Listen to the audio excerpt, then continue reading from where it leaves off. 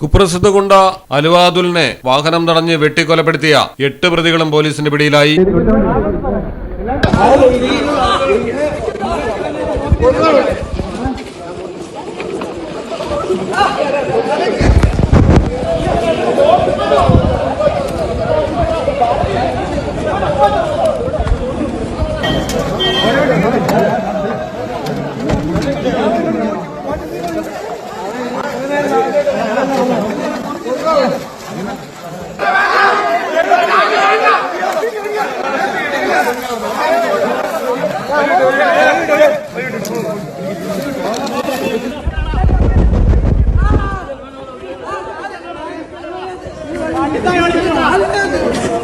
നിന്റെ പേരെന്താണ്?